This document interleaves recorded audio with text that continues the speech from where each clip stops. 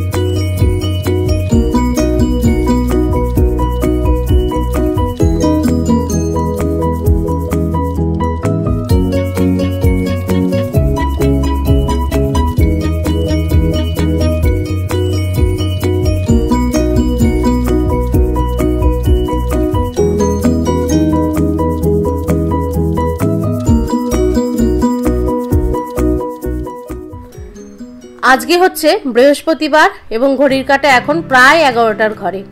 আজকে উঠতে অনেকটাই লেট হয়ে গেছে, কারণ কাল রাত থেকেই শরীরটা একদম ভালো নেই। প্রচণ্ড সর্দি লেগেছে এবং ভিতর থেকে জ্বর আসবে করছে, কিন্তু ফুটে না, জ্বরটা বেরাচ্ছে না। প্রত্যেক বছর এই দুর্গাপুজোর আগে আমার এরকম শরীর খারাপ হবেই, প্রত্যেক বছর। তো এই বছর আর বাদ যায় কেন? তো শরীর খারাপ হয়েই গেল। তো শরীর খারাপ নিয়েই করতে হবে কাজ, কিছু তো করার নেই। তো যাই হোক, মেয়েদেরকে আজকে কিছুই করে দিতে পারিনি টিফিনে, সকালে উঠতেই পারিনি।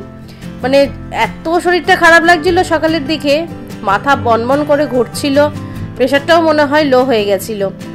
ওরা একাই রেডি হয়ে চলে গেছে স্কুলে, আর আমি ওই যে প্যারাসিটামল খেয়ে শুয়েছি, আমার আর কোনো হুঁশ ছিল না। প্রায় ওই 10টা নাগাদ উঠেছি।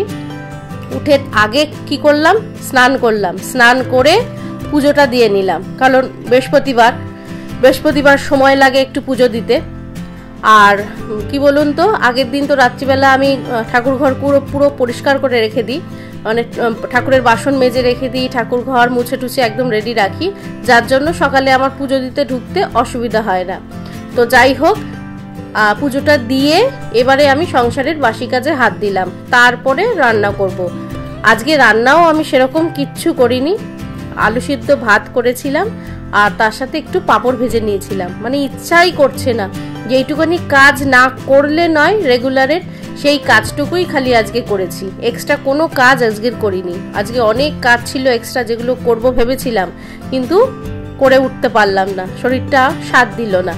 তো যাই হোক, ঘরগুলো, বিছনাগুলো, যে চাদরগুলোকে টান করে ভালো করে সেট করলাম, বিছনাগুলো ঝেড়ে দিলাম। এবারে টুকটাক যে ফার্নিচারগুলো রেগুলার একটু মুছে নিই, কারণ একটু ডার্ক কালার তো, ধুলো দেখতে বড্ড বাজে লাগে। আর এই ধুলো ময়লা সমেত ফার্নিচার আমার চোখের সামনে ঘোরাফেরা করব, আমি চলবো ফিরবো আর ওগুলো দেখবো, তো একদমই ভালো লাগে না। সেই জন্য রেগুলার এই ফার্নিচারগুলোকে একটুখানি মুছে নিই, তা না হলে নিজেরই যেন কেমন লাগে। তো ফার্নিচারগুলোকে মুছে নিচ্ছি, তারপরে সমস্ত ঘরদোর একবারে ঝাড় দিয়ে মুছে নিয়েছি। তারপরে গেছিলাম রান্নাতে। আজকে প্রথমেই স্নানটা করে নিয়েছিলাম। দেখছেন চোখ মুখ একদিনেই কেমন বসে গেছে, ইচ্ছা একদম করছে না, তবু মনের জোর নিয়ে কাজগুলো করে যাচ্ছি। আজ সকাল থেকেই একেবারে মেঘলা আকাশ, আর এরকম মেঘলা মেঘলা দিনে দেখবেন এমনি একটু আলিস্য ভাব চলে আসে। আর দুপুরবেলা তো বেশ ভালোই বৃষ্টি হলো, মেয়েরা তখনও স্কুল থেকে আসেনি, তাই আমি চিন্তা করছিলাম যে ওরা ঠিকঠাকভাবে পৌঁছাতে পারবে তো না, ঠিকঠাকভাবেই এসে গেছিল ওরা, মানে ওদেরও ছুটি হয়েছে, তার একটু আগেই বৃষ্টিটা কমে গেছিল, তা না হলে খুব জোর বৃষ্টি হয়েছিল আজকে।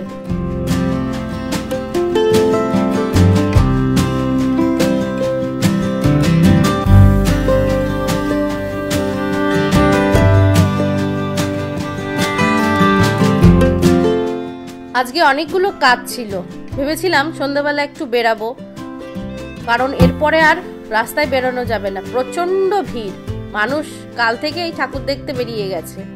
আমাদের কলকাতাতে তো জানিনি, মানে মহালয়া থেকে বা মহালয়ার আগের দিন থেকে সব ঠাকুর দেখতে বেরিয়ে যায়, তো প্রচন্ড ভিড় হয়ে যাবে রাস্তাঘাট, এরপরে বেরানোই যাবে না।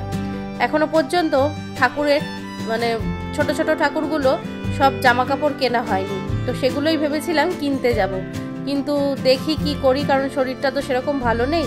যদি দেখি যে ওই বেলাটা শরীর একটু ভালো লাগছে, তাহলে আস্তে আস্তে চলে যাব পাড়ার দোকানে, এই পাড়ার দোকান থেকেই কিনবো, অসুবিধা নেই, টুক করে চলে যাব, মানে ছুটে যাব আর দৌড়ে চলে আসবো, 5-10 মিনিটের কাজ আছে।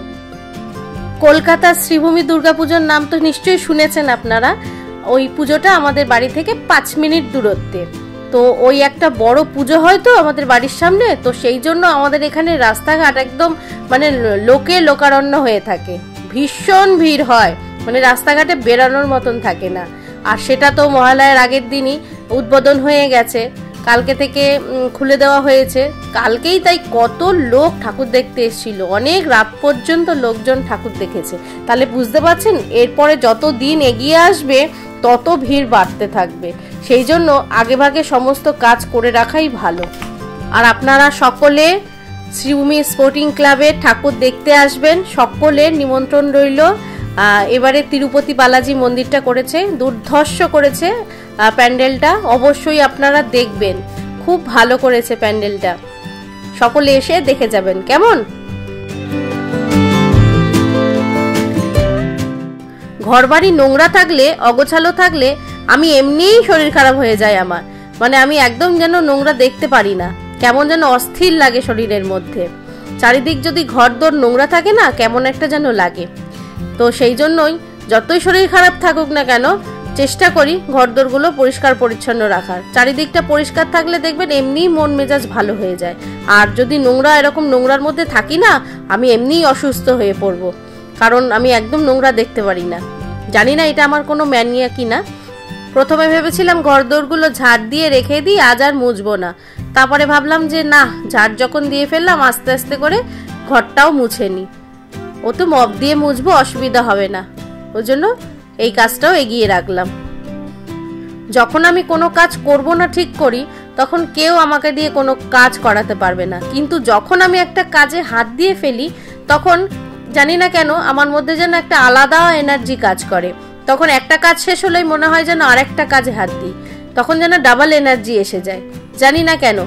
আপনাদের সঙ্গে এটা হয়, আমার সাথে কিন্তু খুব হয় এটা। আর আমি কাজ না একেবারে টানা করি না, একটা কাজ করি, একটুখানি বসে নিই, আবার একটা কাজে হাত দিই, আবার সেই কাজটা কমপ্লিট করে নিয়ে আবার একটুখানি রেস্ট নিয়ে নিই, একটানা কাজ না আমি করতে পারি না।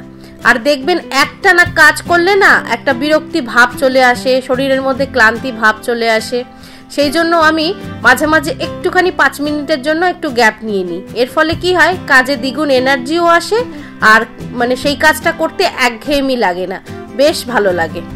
আমি মনে মনে ঠিক করেছিলাম আমার 1K সাবস্ক্রাইবার হয়ে গেলে আমি লাইভে আসব, তো আপনারা জানাবেন আপনাদের কোন দিন সুবিধা হবে, তাহলে আপনাদের সুবিধা মতন সেদিন আমি লাইভে আসব, আপনাদের সঙ্গে একটু গল্প করব, খুব ভালো লাগবে। এদিকে আপনাদের সঙ্গে গল্প করতে করতে আমার সমস্ত বাসি কাজ সারা হয়ে গেল, এবারে যাব কিচেনে, রান্নাটা করে ভাবছি আর একবার গা ধুয়ে নেব, প্রচন্ড গরম লাগছে, এরকম মেঘলা ওয়েদারে দেখবেন গরম যেন একদম ভ্যাপসা গরম। তো যাই হোক, ভিডিওটা আর বেশি বড় করছি না, এখানে স্টপ করছি। ততক্ষণ সকলে খুব ভালো থাকবেন, দেখা হচ্ছে নেক্সট একটা ব্লগে, ততক্ষণের জন্য টাটা।